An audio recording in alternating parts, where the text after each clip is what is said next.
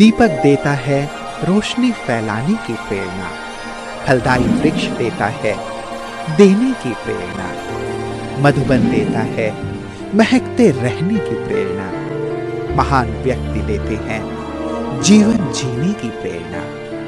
आओ प्रेरणा से दें हम सभी को प्रेरणा।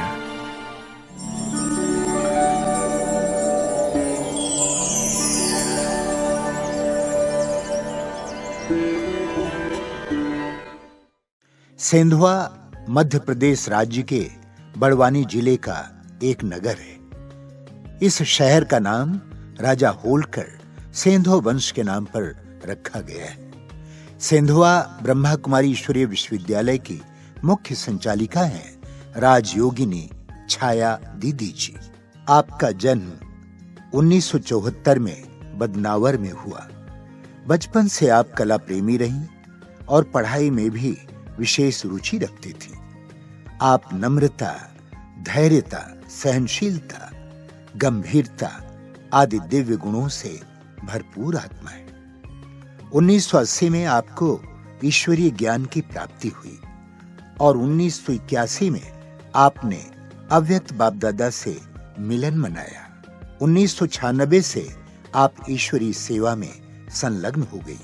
तब से आपने सेंधवा, दामोद, टिकरी, महू आदि स्थानों पर अपनी सेवाएं प्रदान करते हुए 1997 से सेंधवा में स्थायी रूप से अपनी सेवाएं दे रही हैं। जन जन को ईश्वरीय संदेश देते हुए आपने अनेक कार्यक्रम आयोजन किए। दीदी जी के नेतृत्व में 1500 से अधिक विद्यार्थी ज्ञान योग से भरपूर हो अपने जीवन को दिव्य एवं महान बना रहे हैं।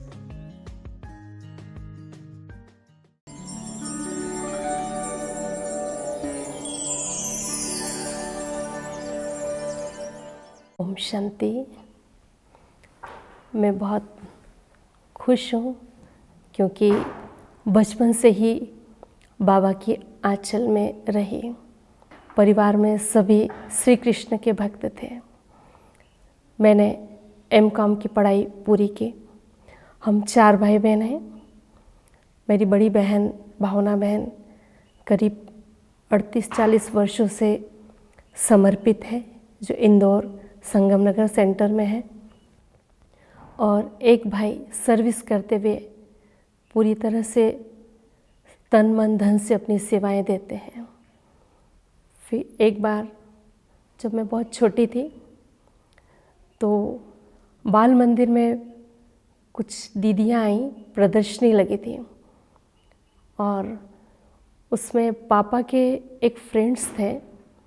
पापा के फ्रेंड्स ने पापा से कहा कि गुप्ता जी आप चलिए वहाँ पे, वो जो बहन जी आई है ना वो बहुत अच्छा सुनाती है, अच्छी सी प्रदर्शनी लगी है।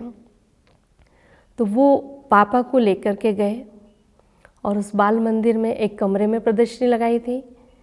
तो वहाँ पापा ने प्रदर्शनी देखी, उनको बड़ा अच्छा लगा और इस प्रकार हमारे पापा ने कोर्स किया। पापा उस समय LIC में डेवलपमेंट ऑफिसर थे। पापा ने कोर्स किया। पापा रोज़ मुरली सुनने लगे। उस समय हमारी मम्मी मामा जी के यहाँ गई हुई थी। फिर पापा ने मम्मी को बुलाया। मम्मी आई और मम्मी से भी कहा कि तुम भी चलो, वो बहन जी कोर्स बहुत अच्छा देती हैं और मुरली भी बहुत अच्छी सुनाती हैं। हमारी मम्मी थोड़ा इंटरेस्टेड नहीं थी क्योंकि वो श्री कृष्ण की भक्त थी, लेकिन मम्मी ने मामा जी के यहाँ से आने के बाद ये देखा कि पापा के संस्कार जो बहुत कड़े थे, जो बैड हैबिट्स थी उनके अंदर, वो काफ़ी ठीक हुई, संस्कार में काफ़ी सुधार हुआ। तो फिर उन्होंने भी एक्सेप्ट किया कि हाँ मुझे भी जाना चाहिए। लेकिन हम लोग चारों भाई बहन बहुत छोटे छोटे थे, इसलिए सुबह न जाकर दोपहर में जाती थी कोर्स करने और मुरली सुनने। तो कोर्स करने जब वो जाती थी तो हमको भी सभी को लेके जाते थे और हम वहाँ चित्र देखते थे, आत्मा का देखते थे, परमात्मा का देखते थे। बस हमको चित्र अजीब टाइप के लगते थे और देख के अच्छा भी लगता था। मम्मी कोर्स करती थी, हम लोग तो इधर उधर देखते थे क्योंकि बुद्धि इतनी डेवलप भी नहीं थी। लेकिन उस समय जो वहाँ आशा दीदी थे, जिन्होंने हमारे पापा और मम्मी को कोर्स कराया था, उन्होंने हमको बहुत प्यार दिया, पालना दी। ज्ञान तो बाद में सुनाया, लेकिन बहुत प्यार देते थे, पालना देते थे, भूख खिलाते थे। तो हम भूख के बहाने उनके पास रोज आने लगे कि दीदी हमको भूख खिलाएंगी, और फिर प्यार भी देती थी। और साथ साथ बच्चों की क्लास भी कराते थे। बच्चों की क्लास करने से कुछ कुछ ज्ञान समझ में आने लगा। बाकी इतना तो नहीं समझ में आता था, लेकिन अच्छा लगता था। दीदी का प्यार बहुत था, तो प्यार के कारण मैं रोज़ सेंटर जाती थी। मुरली नहीं सुनती थी, लेकिन उनके पास जाती थी, उनके पास रहती थी, अच्छा लगता था। यहाँ तक कि मुझे तो याद नहीं है, लेकिन मम्मी बतलाती है कि जब स्कूल का टाइम होता था तो सेंटर चले जाते थे, और स्कूल की छुट्टी हो जाती थी तो सेंटर से वापस घर आ जाते थे। तो बाद में दीदी ने बतलाया कि ये स्कूल नहीं जाती और यहाँ आ जाती है। तो मुझे बहुत दीदी से भी प्यार मिला, पालना मिली। जब हम ज्ञान में चलते हुए हमको 1 वर्ष पूरा हुआ, तो दीदी ने पापा से कहा कि बाबा से मिलने मधुबन में जाना है। तो बाबा से मिलने मधुबन में जाना है, तो पापा ने पहले तो हाँ कहा, फिर पापा ने कैंसिल कर दिया कि नहीं, मेरी बेटी की तबीयत बहुत ख़राब है। मेरी उस समय तबीयत बहुत ख़राब थी। तबीयत ख़राब में ये था कि मुझे हल्की सी नाक में कोई ज़रा सा हाथ भी रखता था तो नाक से बहुत ब्लड निकलता था, और कभी भी वॉमिट हो जाती थी। कुछ खा नहीं पाती थी, थोड़ा सा भी कुछ खाया तो वॉमिट हो जाती थी। या तो ब्लड की वॉमिट होती थी या सिंपल वॉमिट होती थी, लेकिन मैं कुछ भी खा नहीं पाती थी। तो तबीयत बहुत ख़राब थी। मेरा इलाज बहुत समय से कई प्रकार के डॉक्टरों से हुआ, लेकिन कोई इलाज में कोई फ़र्क नहीं पड़ा, इलाज से कोई फ़र्क नहीं पड़ा। तो भी दीदी ने जिद की कि नहीं, तुमको मधुबन चलना है, वहाँ बाबा सब ठीक कर देंगे। और एक डॉक्टर जिसका लास्ट ट्रीटमेंट चल रहा था, उन्होंने तो कहा कि ये नवंबर दिसंबर का टाइम है, इस ठंड के सीज़न में तो आपको ये छाया को तो बिल्कुल ले नहीं जाना है। तो भी दीदी ने जिद किया कि नहीं, बाबा से मिलने जाना है, बाबा डॉक्टर है, वो सब ठीक कर देगा। तो मेरी बीमारी बहुत कड़ी थी, जो नाक से ब्लड लगातार बहता था, और मुख से भी खांसा जरा सा तो ब्लड की उल्टी हो जाती थी। तो कई जगह दिखाया तो डॉक्टर कहते थे शायद पता नहीं बचे नहीं बचे। लेकिन जब दीदी ने फोर्सफुली कहा तो हम लोग सब परिवार तैयार हुए। उस समय बदनावर से हम रतलाम गए, और रतलाम से ट्रेन से अहमदाबाद गए। तो अहमदाबाद जाने तक मेरी तबीयत ख़राब रही, बुखार भी था बहुत तेज, और उल्टियाँ भी हुई, ब्लड भी बहा। लेकिन अहमदाबाद के बाद जब अहमदाबाद से आबू रोड से मधुबन पांडव भवन पहुँचे, तब तक मुझे कुछ भी नहीं हुआ। और जब मधुबन में भी रहे, वहाँ मैंने सब खाया पिया, जबकि पहले मैं कुछ खा पी नहीं रही थी।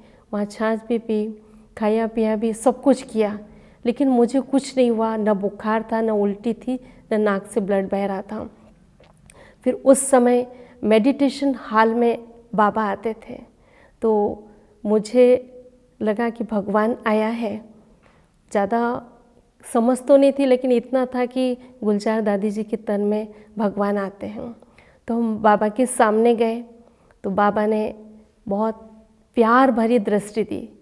तो ऐसा लगा कि बाबा मेरे लिए उस समय सर्जन बन गए, और सर्जन बन के शायद मेरी बीमारी ख़त्म कर दी। और इतना प्यार, इतनी पालना, और बाबा ने भोग हाथ में दिया, और हाथ में हाथ दे के बाबा ने बहुत दृष्टि दी, और इतना प्यार।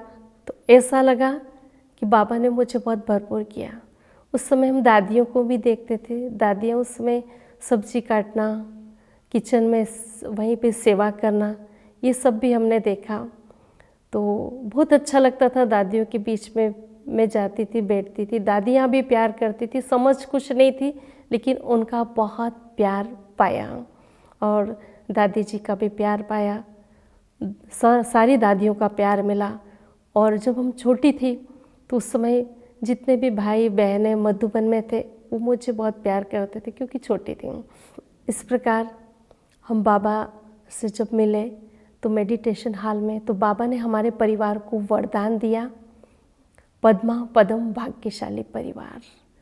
और उसके बाद जब हम घर वापस लौटे और एक वेद का इलाज किया और उसके बाद से बाबा की दृष्टि के बाद से आज तक वो बीमारी इमर्ज नहीं हुई, आज तक वो बीमारी इमर्ज नहीं हुई। तो इतनी ताकत बाबा की दृष्टि में, बाबा के वरदान में थी। फिर हम समय प्रति समय बाबा से मिलने मधुबन जाते रहे, बच्चों की पार्टी में भी बाबा आते थे। तो उस समय बाबा ने वरदान दिया कि आप विशेष कल्याण अर्थ अभी कली हो और भविष्य में फूल बन के सारे विश्व में खुशबू फैलाएंगे। और दूसरा बाबा ने वरदान दिया कि आप धरती के चैतन्य सितारे हो और सारे विश्व को नई रोशनी देने वाले हो। और एक वरदान और था जो बाबा ने कहा, बच्ची तुम तो सदा आगे रहती हो, सदा आगे रहोगी। और बाकी और भी बीच में वरदान बाबा ने कही दिए हैं। तो ये वरदान मेरे समर्पित जीवन के लिए प्रेरणादायी बन गए। मैं जब कॉलेज जाती थी तो मैं सेंटर पर ट्यूशन के समय सेंटर जाती थी और सारी सेवाएं करती थी। मुझे ये था कि मुझे सारी सेवा करनी है। हालांकि समर्पित होने का लक्ष्य नहीं था, क्योंकि मुझे ये था कि मैं सर्विस करूं, मैं सीए बनूं और फिर तन मन धन से सारी सेवा करूं। उसका भी कारण था, हमारे पापा मम्मी को सारे रिश्तेदार बहुत टॉर्चर करते थे कि तुमने बड़ी बहन भावना बहन को समर्पित कर दिया, अब इसको तो बिल्कुल मत करना, इसको बिल्कुल मत करना। रिश्तेदार टॉर्चर करते थे कि तुमको धन की कमी है इसलिए उसको सन्यासी बना दिया। तो इसलिए पापा की मम्मी की भी इच्छा थी कि चलो सर्विस करें। लेकिन जब मैं सेवा करने सेंटर पे जाती थी तो मुझे बहुत अच्छा लगता था। और फिर जो हमारी आदरणीय किरण दीदी जी, आदरणीय आशा दीदी जी, वो हमेशा मेरे को कहते थे, छाया तो जल्दी समर्पित हो जा, जल्दी समर्पित होगी, क्योंकि कन्या के रूप में अगर रहेगी तो आधे मार्क्स जमा होंगे और समर्पित लाइफ रहेगी तो पूरे मार्क्स जमा होंगे। तो ये बातें मुझे बहुत अंदर घर करती थी। फिर दूसरी बात, हम जब मधुबन जाते थे तो श्रद्धेय दादी जी, रतन मोहिनी दादी जी हमारी बहुत क्लास लेती थी कि एक आदर्श टीचर बने। तो उस क्लास में इतनी पावर रहती थी, तब मुझे बहुत प्रेरणा मिली कि नहीं, मुझे तो समर्पित होना ही है। और एक बार जब मेरी एमकॉम की एग्ज़ाम थी, उस समय सेंधवा से सभी भाई बहन मधुबन गए हुए थे, कुछ मेरे साथी कन्याएं भी थी, वो भी गई। उस समय बाबा ने हाथ उठवाया कि कौन कौन कन्याएं ब्रह्मा कुमारी बनेंगी। तो वो जो दो थी उन्होंने भी हाथ उठाया। जब मैंने मुरली पढ़ी, मैंने जब उन लोग आए और मुरली दी और मैंने मुरली पढ़ी तो मुझे अंदर में वो इमेजिंग हुआ कि बाबा ने मुझे भी कहा है कि कौन कन्याएं ब्रह्मा कुमारी बनेगी, और मैंने भी हाथ खड़ा किया है। तो वो महावाक्य सुन के मेरी आंखों में आंसू आ गए। मैंने किसी को नहीं बताया, लेकिन मैं कमरे में जाके बहुत रोई, इतना रोई। और यही बाबा की प्रेरणाएं, दादी जी के पावरफुल संकल्प, बड़ों के पावरफुल संकल्प मेरे समर्पित जीवन के लिए प्रेरणादायी बन गए। सेवा क्षेत्र में तो बाबा के साथ बहुत विशेष अनुभव है। बाबा की हर समय मदद मिलती है, लेकिन कभी कभी विघ्न भी आते हैं, लेकिन विघ्न में भी बाबा के साथ का बहुत सुंदर अनुभव है। मैं कभी भी ना नहीं कहती थी। और एक गीता पाठशाला थी निवाली, जो अभी उप सेवा केंद्र है, वहाँ मैं डेली क्लास कराने जाती थी। शाम को 7 से 8 क्लास होती थी। मैं यहाँ से 5, साढ़े 5 निकल जाती थी और बस 5:30, 5 बजे मिल जाती थी और वहाँ पहुँच जाती थी एक आधे पौन घंटे के अंदर। उस दिन मुझे बस नहीं मिली 6:30 बज गया। 6:30 बज गया। मैंने बाबा से कहा, बाबा कुछ तो साधन चाहिए। वहाँ बाबा के बच्चे रास्ता देखते होंगे कि क्लास के लिए दीदी अभी पहुँचती होंगी। तो मैं जैसे ही बाबा को मैंने याद किया, एक कार सामने आई और मैंने उस कार को हाथ दे दिया। मैंने देखा भी नहीं कि उसमें कौन बैठे थे। उस कार ने भी रोक दिया और कहा, मैडम कहाँ जाना है? तो मैंने कहा कि मुझे निवाली जाना है, वहाँ मेरी थोड़ी आध्यात्मिक क्लास है। तो बोले ठीक है बैठिए। अब मैं बैठ तो गई। उसमें आगे 2 भाई थे और पीछे एक भाई थे। उस भाई के पास ही मैं बैठी, लेकिन उनके बोलने से, उनके गीत चलाने से मुझे वाइब्रेशन अच्छे नहीं आ रहे थे और वो बहुत बेकार से गीत बजा रहे थे और ज़ोर ज़ोर से चिल्लाना बोलना कर रहे थे। अब मैं यहाँ भी बाबा को याद करने लगी, बाबा मैं तो आपकी गोद में बैठी हूँ और मुझे सेवा के लिए ही जाना है। और बस ऐसे बोलती रही और दिवाली आया तो वो भाई ने पूछा, मैडम कहाँ उतरना है? मैंने कहा बस ये आगे पेड़ के पास उतार दीजिए। तो उसने उस जगह पे उतार दिया और बोला, आज तो आप बैठ गए, हम लोग बहुत ख़राब लोग थे और कभी भी अनजान व्यक्तियों के साथ नहीं बैठना। हम बहुत ख़राब थे, लेकिन हमको आपके अंदर कुछ देवत्व दिखाई दिया, इसलिए आज आपसे हम रिक्वेस्ट करते हैं कि आप किसी अनजान व्यक्ति के साथ कभी नहीं बैठिए। तो मुझे लगा कि देखो बाबा ने कैसी मदद की, क्योंकि उन्होंने चारों तरफ से शीशे लगा लिए और एसी चालू कर दिया था और ठंड का भी टाइम था, एसी भी लगा लिया। लेकिन मैं बाबा की याद में मगन रही और बाबा ने मुझे कैसे उन भाइयों से रक्षा की। तो ये विशेष मेरा अनुभव है। और भी एक बार क्लास कराने तो हमेशा पाठशाला में जाते थे, चाटली गई थी। वहाँ रात में 9 से 10 क्लास होती थी। हालांकि चाटली कोई ज़्यादा दूर नहीं है, 7 किलोमीटर दूर है, लेकिन उस समय व्हीकल ज़्यादा नहीं होते थे। तो हम गए और रात में पहले प्रदर्शनी वालों को कोर्स वगैरह कराना पड़ता था, उसके बाद रात में 9 से 10 क्लास होती थी। अब 10 बजे क्लास के बाद हम वेट करने लगे कोई बस आएगी, लेकिन बस नहीं आई। उस समय मैं और बाबा और कोई नहीं था। एक बहन छोड़ने ज़रूर आई थी बस स्टैंड तक। तो उस समय कोई व्यवस्था भी नहीं थी कि मैं वहाँ रात रुक सकूँ। तो फिर वो बहन ने देखा रात में 11:30-12 बजे हैं, कहा हम खड़े रहे और एक उधर से एक गाड़ी आई, वो शराब से भरी हुई गाड़ी थी और वो बहन ने कहा कि आप इसमें बैठ जाओ। तो मैंने कहा कि जाना तो है ही, रात रुकने का तो कोई साधन नहीं है। तो मैं बाबा को याद करके बैठ गई और उस समय भंडारी भी मेरे साथ थे और पीछे तो शराब भरी हुई थी, आगे वो भाई और मैं और भंडारी थी मेरे पास में। यहाँ भी मैंने बाबा से कहा, बाबा ये भंडारी आपकी है और बाबा ये भाई भी आपका बच्चा है और आपकी गोद में मैं बैठी हूँ। और मैं बैठ गई। वो भाई ने पूछा, वो भाई बहुत सभ्य था। तो भाई ने कहा कि दीदी कहाँ जाना है? मैंने कहा मुझे सेंधवा में शिव कॉलोनी में जाना है। बोले मैं भी उधर ही जा रहा हूँ, उतार दूँगा। और उसने बराबर यहाँ उतार दिया। रास्ते में बाबा को याद करती रही, भले वो अंदर से भाई कैसा भी होगा, लेकिन बाबा ने उसकी बुद्धि को चेंज किया और बाबा ने मेरी रक्षा करते हुए मुझे सेंटर पहुँचा दिया। ऐसे और भी विशेष बहुत अनुभव रहे, क्योंकि बाबा तो हर जगह सेवा में सदैव साथ रहते और हम कहीं भी सेवा पे जाते पहले बाबा को कहते कि बाबा आपको साथ में चलना है और आपको ही करना है, आपको ही बोलना है।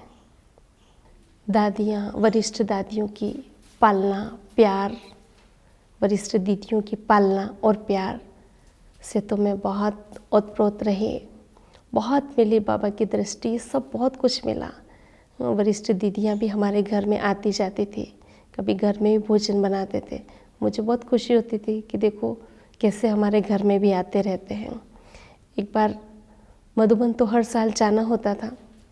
एक बार मधुबन गई तो उस समय मैं डायमंड हॉल से क्लास करके बाहर निकली थी, तो आदरणीय मुन्नी दीदी जी ने मुझे देखकर कहा कि सुनो इधर आओ,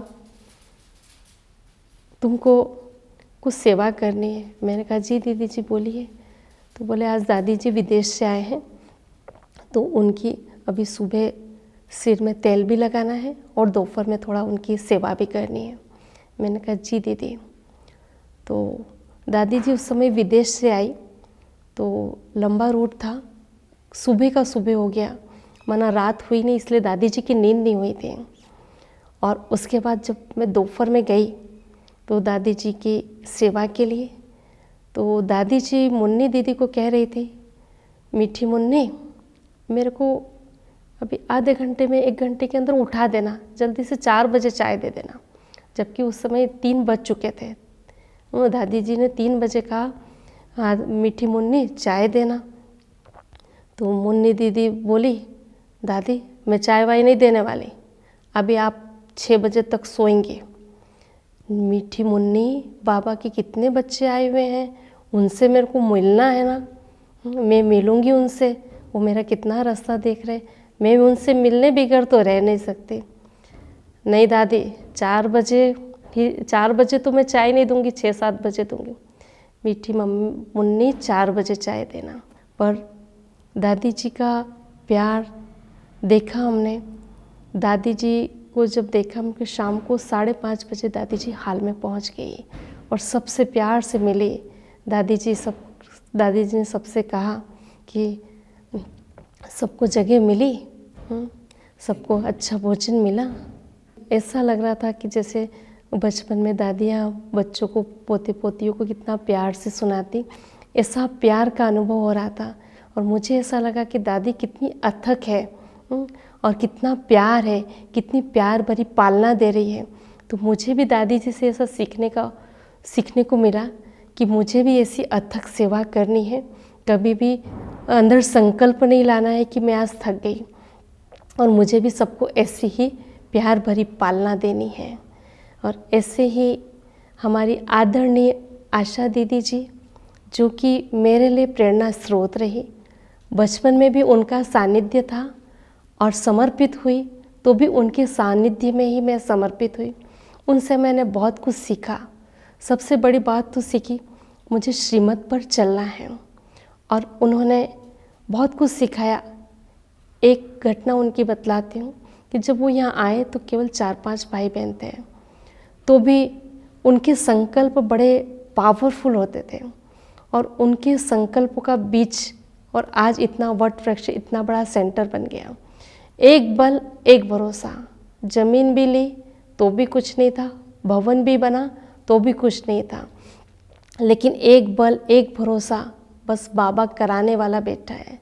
तो उनसे मैंने यही सीखा कि कैसे हमारे संकल्प पावरफुल होना चाहिए, क्योंकि संकल्प क्रिएटिव होते हैं, जो सोचते हैं वो हो जाता है। तो उनसे श्रेष्ठ संकल्प की प्रेरणा मिली, अचल अडोल रहने की प्रेरणा मिली। कितनी भी परिस्थिति आई, पर एक बल एक भरोसा वो रहे, तो मुझे भी उनसे एक बल एक भरोसा रहने की प्रेरणा मिली। और मुझे दीदी कभी कहते थे कि आज भाषण करना है, जबकि मेरे को कुछ आता नहीं, बोले करना है। कभी कहते थे आज ये सेवा करनी है, कोई सी भी सेवा देते थे और कहते थे कि हमको ऑलराउंड बनना है। तो मुझे दीदी ऑलराउंड बनने की प्रेरणा भी देते रहे। फिर दीदी की तबीयत बहुत ख़राब रहती थी, तो दीदी जी के मैं हमेशा सेवा में उपस्थित रहती थी, और दीदी जी की सेवा करने के साथ दीदी जी मुझे कई बातें सुनाते थे। कभी बड़ी दादी का अनुभव, कभी योगिनी दीदी जी का अनुभव, तो अनेक प्रेरणाओं से दीदी ने मुझे प्रेरित किया, तो जो मेरे अंदर सेवा के लिए भी काफ़ी उमंग उत्साह बढ़ता रहा। फिर आदरणीय किरण दीदी जी थे। किरण दीदी जी ने भी मुझे बहुत प्रेरणा दी। मैं जो दीदी की भी सगी बड़ी बहन थी, जो किरण दीदी जी ने आशा दीदी जी को किडनी दी थी। उनकी दोनों किडनी खराब थी, तो एक किडनी उन्होंने दी थी। तो इस प्रकार किरण दीदी जी मऊ में रहते थे, लेकिन आशा दीदी जी ने 2012 में शरीर छोड़ दिया। तो मेरा सानिध्य किरण दीदी जी के साथ ही रहा। किरण दीदी जी, जब मेरी कभी भी तबीयत खराब होती थी, कुछ होता था, तो छोटी बहनें फट से फ़ोन कर देती थी कि दीदी आज दीदी को ऐसे ऐसे हुआ। दीदी फट से फ़ोन करके या तो कार भेज देती थी या यहाँ किसी को बोल देती थी कि छाया को लेके तुरंत आओ, मुझे डॉक्टर को दिखाना है। ऐसे कोई भी बीमारी होती और दीदी मेरा बहुत ध्यान रखती थी और डॉक्टर को दिखाती थी। यहाँ तक कि एक बार डॉक्टर ने कहा ऑपरेशन कराना पड़ेगा, तो दीदी ने कहा फट से कहा जी डॉक्टर इसका ऑपरेशन करा देते हैं। और दीदी ने मेरा ऑपरेशन के लिए दीदी एग्री रही और दीदी ने बहुत हेल्प की और बहुत मुझे प्रेरित भी किया कि अपने को शरीर को ठीक रखना है। शरीर को ठीक रखने के लिए दीदी बहुत प्रेरणा देते थे। तो मैं ये सोचती थी कि देखो दीदी इतनी बड़ी है लेकिन मेरा कितना ध्यान रखती है। तो मुझे सीखने को मिला कि मुझे भी ऐसे मेरी छोटी छोटी बहनों का सबका ध्यान रखना है। इस प्रकार दीदियाँ दादियों की बहुत मुझे पालना मिली। और मधुबन में एक बात बहुत अच्छी लगती थी, जब जाते थे तो बड़ी दादी जी छुट्टी देती थी तो गौसुन कमसुन की टोली देती थी। तो मुझे बहुत अच्छा लगता था कि जल्दी जाना और जल्दी आना। मुझे मधुबन से बहुत प्यार था। मधुबन के लिए कोई कभी भी कहता है कि अभी चलना है तो मैं तुरंत चल देती थी। ऐसा मेरा बड़ों के साथ बहुत प्यार रहा। हमारी परम आदरणीय आरती दीदी जी बहुत सरल हृदयी, बहुत प्यार भरी पालना देती रही। उनको हमारे दिल की हम कोई भी बात रहती थी तो बहुत प्यार से हमारे दिल की बात सुनती थी और कोई भी बात का समाधान बहुत प्यार से कर देती थी। दीदी आज भी मैं कुछ बात होती है तो दीदी को फ़ोन करती हूँ और दीदी मुझे बहुत प्यार से समाधान कर देती है। ऐसे दीदी कोई भी बात मुझे अभी भी पर्सनल रूप से बहुत प्यार से समझाती है तो मुझे बहुत अच्छा लगता है। ऐसा लगता है दीदी मुझे समझा नहीं रही है लेकिन दीदी मुझे वरदानों से भरपूर कर रही है। वैसे तो कई सेवाएं हुई, फिर भी एक विशेष सेवा उस समय जगदीश भाई जी ने एक पत्र बनाया, वो था बाबा का पत्र जो भगवान के नाम का था कि मैं आया हुआ हूँ, मुझे पहचानो। इस प्रकार से पूरा परिचय भी था और नीचे शिव बाबा की साइन थी और वो ये था कि हमको हर एक घर में देना है। तो उस समय हमने ग्रुप बनाए, एक एक कॉलोनी में, एक एक घर में, एक एक कोने कोने में, हर गांव में हमने बहुत सारे पत्र छपाए और एक भी जगह सेंधवा का एक भी एरिया ऐसा नहीं होगा जहां हमने ये पत्र नहीं दिए। तो इस प्रकार बाबा का संदेश कोने कोने में मिला और ये यहाँ सेंधवा में ये म्यूज़ियम बना है जो इधर निमाड़ क्षेत्र में एक ही म्यूज़ियम है और यहाँ भी म्यूज़ियम में आए दिन म्यूज़ियम के लिए भाई बहन आते रहते हैं और बाबा के संदेश का लाभ लेते रहते हैं।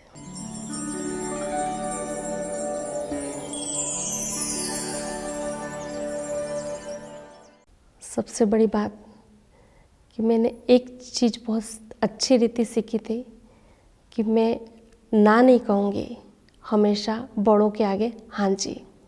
अपनी पसंद को आगे नहीं रखा, बड़ों की पसंद को आगे रखा। हमेशा आज्ञाकारी, वफादार, फरमान बरदार रही। दीदी कभी कहते कि आज मधुबन जाने का प्रोग्राम तेरा कैंसिल करना है, मैं कहती थी जी दीदी। कभी कहते थे कि इसी समय निकलना है तो मैं कहती थी जी दीदी। मतलब मेरे को हमेशा ये था कि मुझे बड़ों की दुआएं लेनी है। दुआएं, दूसरी सेवा भले आए ना आए लेकिन मैं दुआएं ज़रूर लूँ। तो इस प्रकार सरलता के नेचर को मैंने अपनाया और कोई भी गलती हो तो मैं फट से झुक जाती थी और सॉरी कर लेती हूँ। और कभी एक विशेषता और थी, मैं कभी बड़ों के सामने नहीं बोलती थी, सवाल जवाब नहीं करती थी। तो ये विशेषता किरण दीदी हमेशा क्लास में भी कहते थे कि छाया की विशेषता है कि कभी बड़ों को जवाब नहीं देती हैं और कभी भी बुलाया एक बार किरण दीदी जी ने कहा, सुबह ही कहा मेरे को कि मधुबन चलना है। 9 बजे कहा और कहा तुम 11 की बस से मऊ आ जाओ। अब एक डेढ़ घंटे का समय मेरे पास, तुरंत तो तैयारी की। बोले 2 दिन के लिए जाना है, भाइयों को लेके जाना है, उनका सम्मान समारोह है जो समर्पित भाई हैं। मैंने कहा जी दीदी।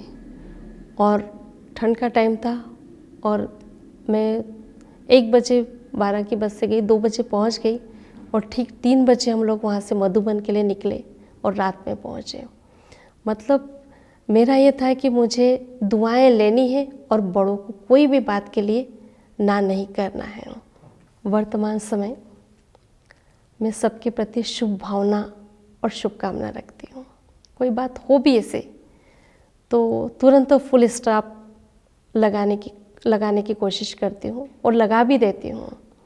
और मेरी सबके प्रति, कोई कैसा भी है लेकिन सबके प्रति प्यार और स्नेह की भावना है।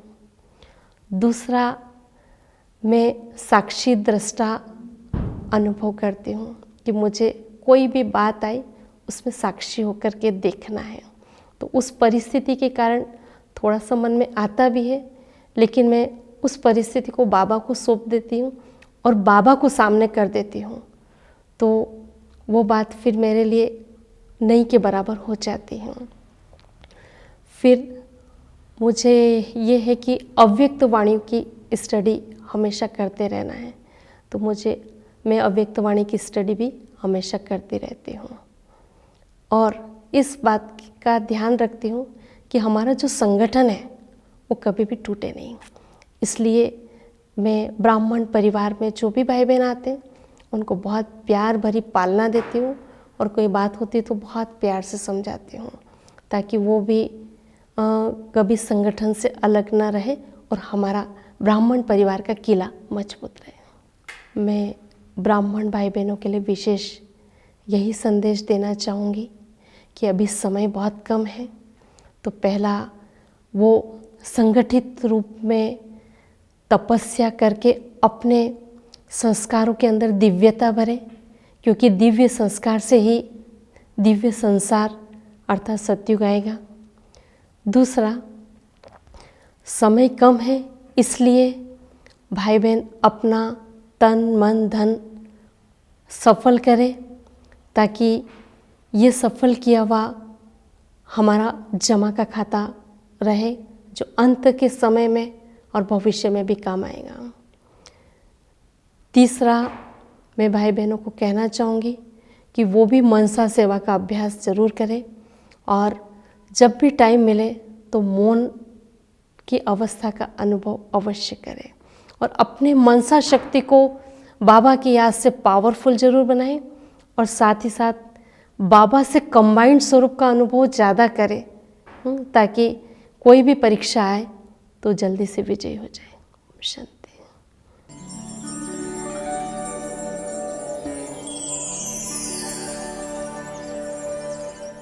दीदी जी की विशेष विशेषता है कि दीदी जी बहुत ही निरहंकारी हैं और सदा हमेशा अपने छोटों को अपने से आगे बढ़ाते हैं। तो दीदी जी से मैंने यही सीखा कि आगे बढ़ना भी है और औरों को आगे बढ़ाना है। ऐसे दीदी जी में विशेष नम्रता का गुण है जो हम सभी बहनों को इतनी नम्रतापूर्वक प्यार से पालना से हम सभी को चला रहे हैं। दीदी के जीवन से मैंने सीखा निर्भयता का गुण और नम्रता का गुण और मैं भी संकल्प करती हूँ और दीदी जी के साथ में रह के कि मैं भी नम्र रहूँ और निरहंकारिता का गुण धारण करके बाप समान दीदी को रोल मॉडल समझते हुए आगे बढ़ो। छाया दीदी जो बहुमुखी प्रतिभा संपन्न है, लेकिन 2 बातें ऐसी है जो सभी बहनों से अलग करती है। पहली बात तो ये है कि इस सेंटर पर, सेवा केंद्र पर बहुत सारी सेवाएं होती है। अभी 2 महीने के अंदर ही 2 बड़े सम्मेलन हो गए। महिला सम्मेलन हुआ, पत्रकारों का सम्मेलन हुआ, अभी मधुबन भी जाना है, ब्रह्मा भोजन बहुत बड़े स्तर पर हुआ 2000 की सभा का। इन सब के बीच में भी कभी भी दीदी की अवस्था बिल्कुल अचल अडोल रही, ये बड़ी चीज़ है। और दूसरी जो बात खास है वो ये है कि मैं चूँकि अकाउंट भी यहाँ का देखता हूँ, हिसाब किताब भी देखता हूँ, यहाँ कभी भी दीदी के मन में ये नहीं होता है कि बचत कर लें या एफडी कर लें। जितना भी होता है उतना यज्ञ के प्रति बहुत सम्मान है, सहयोग की भावना है। तो ये दो वंडरफुल विशेषता हैं जो दीदी को एक नए आयाम पर आगे बढ़ाती रहती है। और सेवाओं में कभी विचलित होते नहीं देखा। हज़ारों का प्रोग्राम होता है ब्रह्मा भोजन में, लेकिन कभी भी चेहरे पे कोई भी अचल अडोल अवस्था हमेशा ही होती है। तो ऐसी हमारी दीदी के लिए शुभकामना है कि हमेशा आगे बढ़ते रहें। मैं करीब 4 साल पहले दीदी से जुड़ी थी और तब से ही मुझ में बहुत परिवर्तन आया है। तब पहले मुझे छोटी छोटी बातों में गुस्सा आता था, लेकिन जब से दीदी से मैं मिली हूँ तो मेरा सारा गुस्सा, मतलब दीदी इतनी शांत भाव से सब बातें बताती है कि अब तो मैं जब भी कुछ टेंशन में रहती हूँ और कुछ रहता है तो यहीं आती हूँ और एकदम बहुत अच्छे से रिलैक्स होकर मैं जाती हूँ। दीदी का नेचर बहुत ही अच्छा है और मुझे पहले तो पोस्ट के हिसाब से इन्होंने बुलाया था, लेकिन अब बिल्कुल आत्मा से आत्मा का रिश्ता हो गया। अब मुझे ऐसा नहीं लगता कि मैं पोस्ट के सब, एक परिवार लगता है मुझे कि मैं अपने परिवार के बीच में आती हूँ। और सारी बातें जो हम एक भगवान को बोलते हैं जब बहुत दुखी होते हैं, ये बातें हम यहाँ आकर हमारे दीदी से बोलते हैं तो हमें बिल्कुल जैसे एक प्रभु के हिसाब से हमको समझाती है। हमको ऐसा लगता है कि हम साक्षात भगवान से मिल लिए हैं, इतना रिलैक्स होकर हम यहाँ से जाते। मैंने 7 दिन का कोर्स भी किया है हमारे इसमें और उसके बाद से मुझे तो बहुत अच्छा लगा और एक आत्मीयता है दीदी के साथ मेरी। हमारे दीदी बहुत सरल चित है। दीदी का ये नेचर है कि वो हम बच्चों को बहुत आगे बढ़ाते हैं और मैंने उनसे ये सीखा है कि मैनेजमेंट कैसे करना, सेवाएं कैसे करना। दीदी स्नेह की मूर्त है। दीदी से फीलिंग आती है कि कभी कभी दीदी ऐसे समझाने देती है जैसे माँ हो। कोई भी बड़ी बात हो, छोटी बात हो तो मैं डायरेक्ट दीदी से बात करती हूँ और मैं हल्की होती हूँ। दीदी को बताया मतलब बाबा को बताया। दीदी सेवा में एक्यूरेट है, ऐसे हम भी एक्यूरेट बन रहे हैं और दीदी जी हर एक की दिल की बातों को जानते हुए राय देती है। दीदी जी का सभी बहनों से बहुत प्यार है। दीदी जी सबको संगठन में लेके चलती है। दीदी कभी भेदभाव नहीं करती है। दीदी जी के रूहानी प्यार से ही मुझे ब्रह्मा कुमारी बनने की प्रेरणा मिली। और वास्तव में छाया दीदी सरलता की देवी है, मिलनसार है, गंभीर है और नियम एवं मर्यादाओं में बहुत स्ट्रिक्ट भी है। हमने दीदी को देखा, बड़ों के प्रति बहुत सम्मान, रिस्पेक्ट रखते, हमने भी ये सीखा।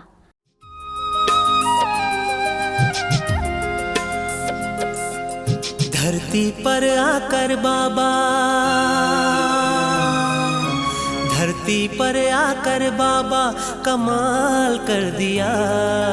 धरती पर आकर बाबा कमाल कर दिया। दीदार दे के हमको निहाल कर दिया। हाँ, दीदार दे के हमको निहाल कर दिया। धरती पर आकर बाबा कमाल कर दिया। धरती पर आकर बाबा कमाल कर दिया। दीदार दे के हमको निहाल कर दिया। हाँ, दीदार दे के हमको निहाल कर दिया। धरती पर आकर बाबा।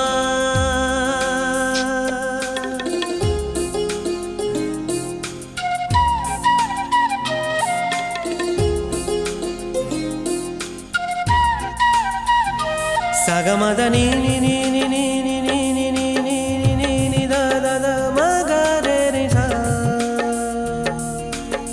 गमदनी सा रे रे रे रे रे रे रे गमदनी धनी दा सा सा सा सा सा सा सा नी नी नी धा धा धा मा मा मा धनी सा। सर्व खजाने दे के बदले अवगुण लेके, ज्ञान योग सिखा के रूहानी प्यार दे के। सर्व खजाने दे के बदले अवगुण लेके, ज्ञान योग सिखा के रूहानी प्यार दे के। बूंद के प्यासों को, बूंद के प्यासों को सागर पिला दिया। बूंद के प्यासों को सागर पिला दिया। दीदार दे के हमको निहाल कर दिया। हाँ दीदार दे के हमको निहाल कर दिया। धरती पर आकर बाबा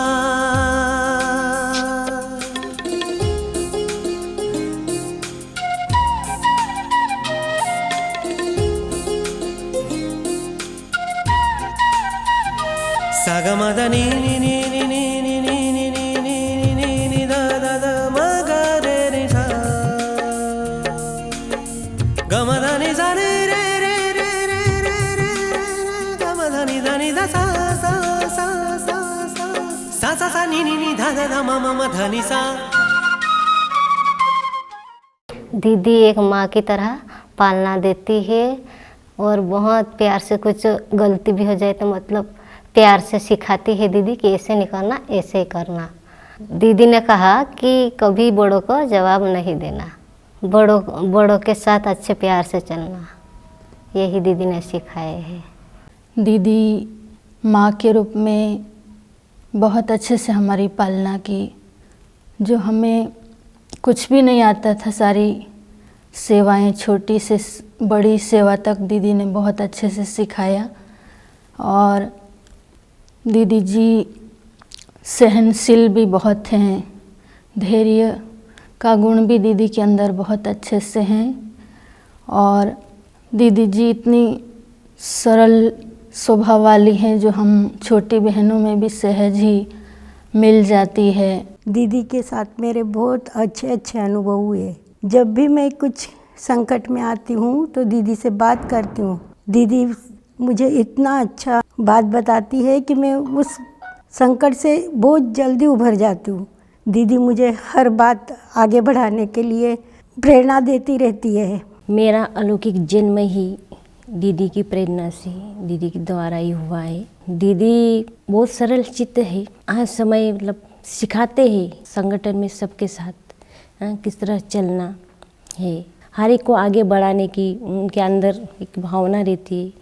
उमंग उत्साह बढ़ाते हैं। टोली बनाना, भोग बनाना दीदी से ही सीखी हूँ। हमारी छाया दीदी साक्षात देवी स्वरूपा हैं, अथक सेवाधारी हैं। आशा दीदी के समय से मैं उनको देखते आ रही हूँ कि मतलब कोई भी काम रहा बिना थके, बिना समय देखे सब कुछ हाजी का पाठ पक्का करके करती हैं।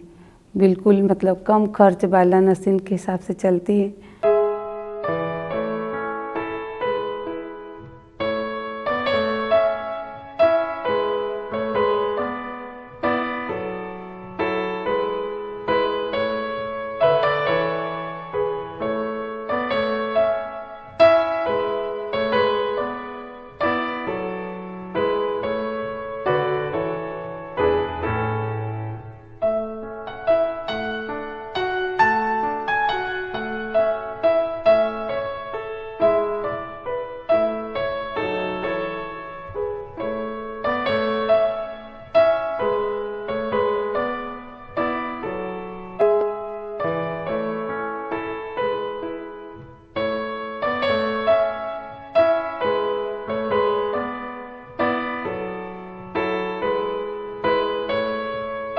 दीदी की पालना बहुत अच्छी है और उनका मैनेजमेंट भी बहुत अच्छा है। दीदी हर एक की विशेषता देख के सेवा देती है।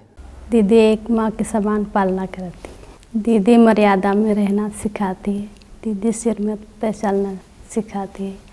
अपना बनाने की कला है दीदी के अंदर। मेरा सौभाग्य है कि मैं पिछले 4 वर्षों से सेंटर पर रह रही हूँ अपनी लौकिक बेटी के साथ, छाया बहन के साथ। इन्होंने मुझे बहुत अच्छे तरह से रखा। एक तो ये सिखाया कि माताओं की आदत होती कि ज़्यादा बोलना कुछ भी व्यर्थ में, तो वो उसको भी बचत करना, मतलब उसकी इकोनॉमी सिखाई कि व्यर्थ नहीं बोलना, उतना ही बोलना जितनी अपने को ज़रूरत है। हर बहनों को जैसे विशेषता है, जिस बहनों में जो भी उसको उसी प्रकार से वो जिम्मेदारियाँ देते हैं, कार्य करवाते हैं उन लोगों से। दीदी ने ज्ञान से, योग से और बहुत अच्छे से पालना दी।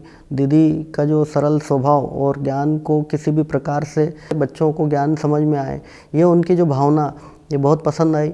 और ये सभी इस प्रकार से सभी भाई बहनों को दीदी पालना करते रहती हैं और यही उनका सबसे विशेष गुण है, सरलता और नम्र चित्त। दीदी जी से ये योग लगाना और ज्ञान के बारे में और ये सारी चीज़ें और किस तरह से अपने को जीवन में और आगे बढ़ना है, ये सारी चीज़ें दीदी से सीखी। दीदी हमको माँ की तरह पालना दे रहे हैं। दीदी ने बहुत सिखाए हुए हैं। हमको कुछ खाना भी नहीं बनाते आता था, बाकी खाना बनाना सिखाया है। बहुत कुछ सीखना मिला हुआ बड़े दीदी से। दीदी हमेशा मुझे आगे बढ़ाते हुए